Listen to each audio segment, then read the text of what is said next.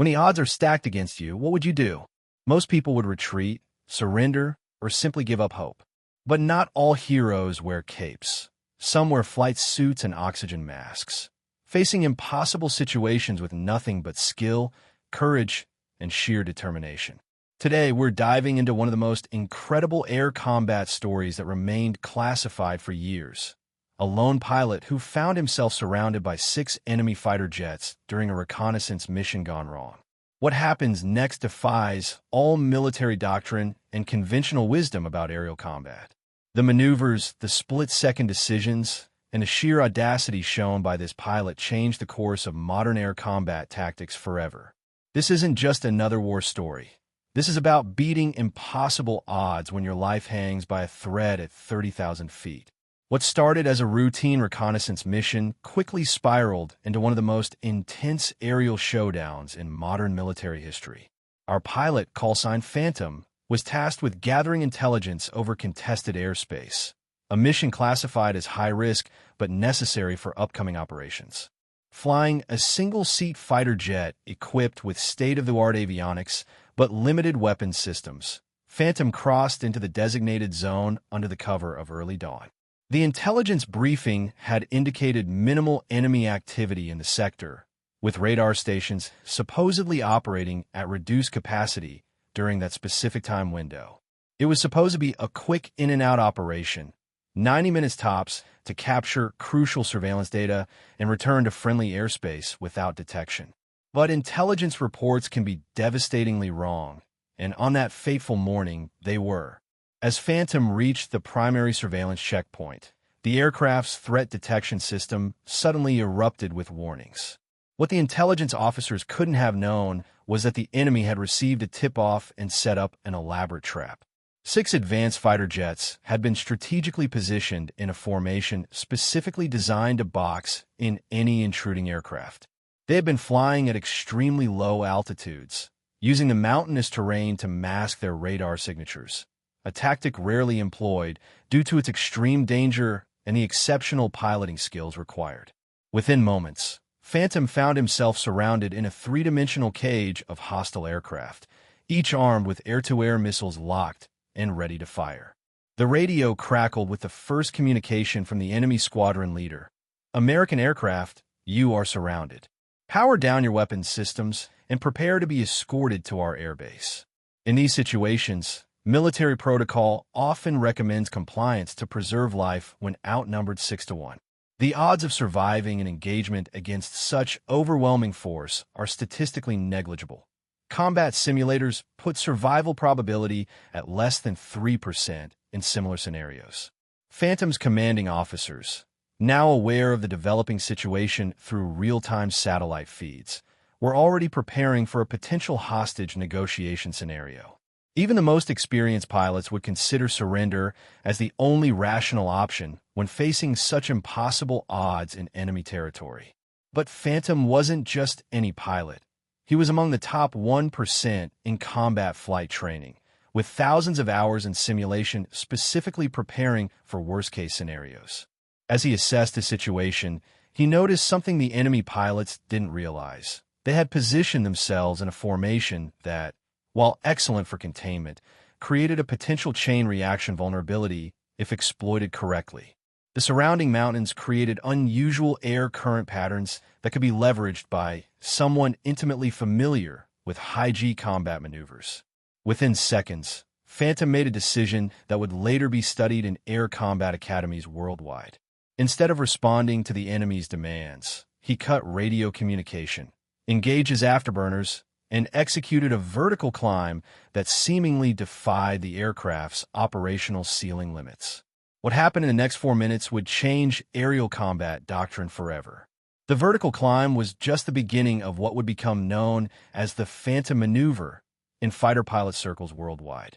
As the enemy pilots scrambled to adjust their formation, momentarily confused by this seemingly suicidal move, Phantom reached an altitude where the thin air normally compromises engine performance. But he had intentionally modified his fuel mixture seconds before, a risky adjustment that could have flamed out his engines, but instead gave him a crucial burst of power. From this apex position, he executed a reverse split-S maneuver, essentially flipping upside down and diving back toward the enemy formation, which was now breaking apart in confusion. The maneuver placed him directly behind the lead enemy aircraft, in the perfect firing position before anyone could react. What happened next demonstrated why psychological warfare is just as important as technical skill in aerial combat. Instead of firing immediately, the expected move, Phantom locked his targeting system on the enemy leader but didn't launch. The enemy pilot, seeing the missile lock warning in his cockpit, made the predictable evasive maneuver, a sharp dive to the right. This was exactly what Phantom had anticipated based on the standard evasion protocols of that particular Air Force. As the enemy leader broke formation, it created a momentary gap in their containment strategy. More importantly, it caused confusion among the other pilots, who weren't expecting their leader to break formation first. This split-second hesitation gave Phantom the opening he needed to target the most dangerous threat, the wingman carrying the heaviest missile payload. With precision that would later be described as surgical in official debriefing reports, Phantom launched his first air-to-air missile. The target was not the aircraft itself, but the external fuel tank of the enemy fighter, a component that when hit wouldn't necessarily destroy the aircraft, but would force it to retreat due to limited range. The missile struck perfectly, causing the enemy pilot to immediately disengage from combat to preserve remaining fuel. Within 7 seconds of his initial countermove, Phantom had effectively neutralized 2 of the 6 opponents, one psychologically forced into a defensive position and another facing a critical fuel situation. The remaining 4 pilots, now witnessing their formation advantage dissolve, regrouped quickly and attempted to establish a new containment pattern. But Phantom was already executing the next phase of his seemingly improvised yet meticulously calculated strategy, using the sun's position to his advantage. Another detail that would later be emphasized in tactical training. He positioned his aircraft so that pursuers would be temporarily blinded when looking in his direction. This basic yet often overlooked natural advantage bought him precious seconds to initiate a series of rapid altitude and direction changes known as energy bleeding maneuvers.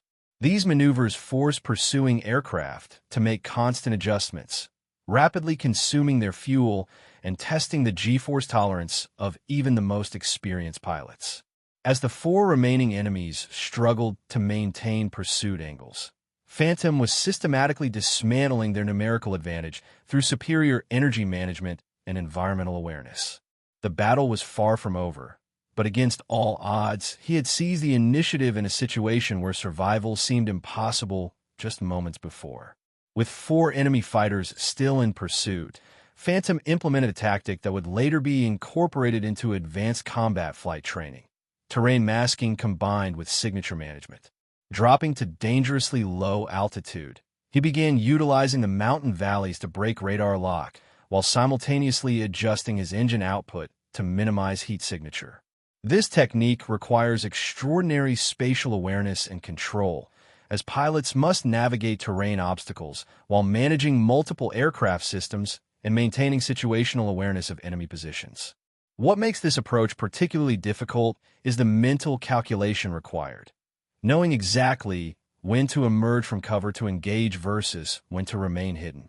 Phantom seemed to possess an almost supernatural sense of timing, appearing precisely when individual enemy aircraft became vulnerable.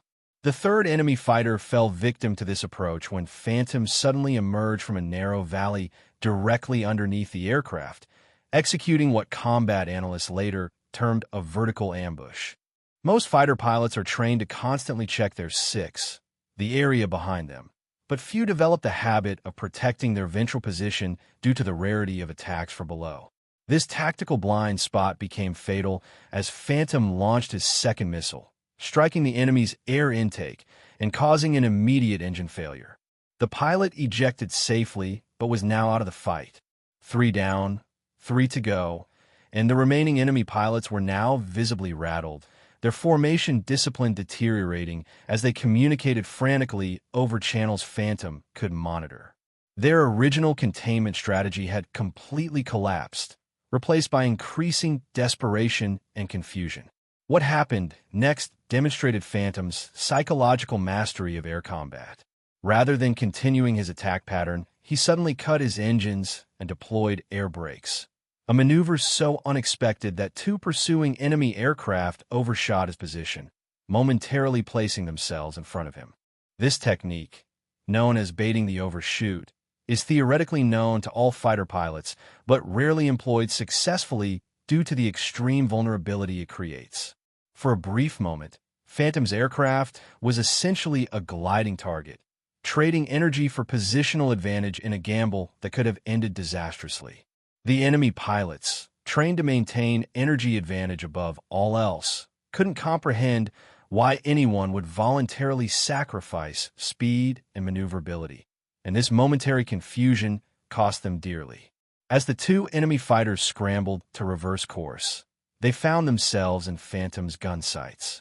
Rather than using his remaining missiles, he employed aircraft cannon fire, a direct message to the remaining pilots about his confidence and skill level.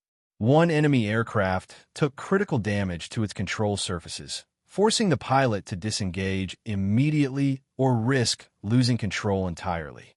The other managed to evade the worst of the cannon fire, but now found himself isolated and psychologically shaken. Combat effectiveness diminishes dramatically once a pilot believes they're facing someone with superior skills, and that psychological edge was now firmly in Phantom's favor. With 4 of the original 6 enemies neutralized through a combination of tactical brilliance, technical skill, and psychological warfare, the dynamics of the engagement had completely reversed. What began as a desperate survival situation had transformed into something the remaining enemy pilots hadn't expected. They were now the ones fighting for survival against a predator they couldn't seem to outthink or outmaneuver. The remaining 2 enemy pilots attempted to regroup and coordinate their attacks, their only hope against an opponent who had defied conventional combat odds. They executed a pincer movement, approaching from opposite directions to create an impossible defensive scenario. In theory, this tactic forces a defender to commit to countering one attack, inevitably exposing their vulnerability to the other. What they couldn't anticipate was Phantom's willingness to attempt a countermaneuver that existed only in theoretical combat literature, never successfully executed in actual combat. As the enemy fighters closed in from opposite vectors, Phantom initiated a Pugachev's Cobra maneuver, followed immediately by a controlled flat spin, a combination that aerodynamics experts had long considered theoretically possible, but practically suicidal due to the extreme aircraft control demands. The maneuver worked exactly as Phantom had calculated, though the strain on both aircraft and pilot pushed well beyond design limitations. His fighter momentarily appeared to stall completely in midair, nose pitched up an extreme angle before rotating and dropping into a controlled descent that placed him perfectly between and slightly below both attacking aircraft. From this position, which lasted barely 2 seconds, he launched his remaining missile at one opponent while simultaneously using cannon fire against the other. The precision required for this dual-target engagement under such extreme flight conditions would later be analyzed by flight physiologists studying the limits of human performance. The missile found its mark, disabling another enemy fighter, while the cannon fire forced the last opponent into a defensive spiral. With just one adversary remaining, now visibly rattled and flying erratically, Phantom could have pressed his advantage for a complete victory. Instead, he demonstrated the strategic thinking that truly separates elite combat pilots from merely skilled ones. Rather than pursuing the final enemy aircraft, he used his remaining fuel advantage to accelerate toward friendly airspace while maintaining a defensive posture. Military strategists would later highlight this decision as perhaps the most impressive aspect of the entire engagement, knowing when victory had been sufficiently achieved and not allowing combat adrenaline to cloud strategic judgment. The mission's primary objective, gathering reconnaissance data, had been accomplished, and continuing engagement offered diminishing returns against increasing risk. As Phantom crossed back into friendly airspace, the onboard systems confirmed successful capture of all priority intelligence targets. The original mission had been completed despite the extraordinary interruption. The surviving enemy fighters maintained distance, unwilling to pursue further after witnessing the fate of their squadron mates. When Phantom finally landed at the home base, the flight recorder data revealed the full extent of what had transpired, an engagement that should have been mathematically impossible to survive, let alone win. Against 6 advanced enemy fighters, he had neutralized 5 and driven off the 6th while sustaining only minimal damage to his own aircraft. Beyond the immediate tactical victory, the intelligence gathered proved critically valuable, revealing previously unknown enemy capabilities and installation details. But perhaps most valuable was the psychological impact. The enemy Air Force's confidence was shattered, leading to notably reduced aggression in subsequent months as they struggled to understand how a single pilot had dismantled what should have been an overwhelming force advantage. What goes through a pilot's mind when facing seemingly impossible odds? During the classified debriefing, Phantom revealed insights that would later reshape combat psychology training for elite pilots worldwide.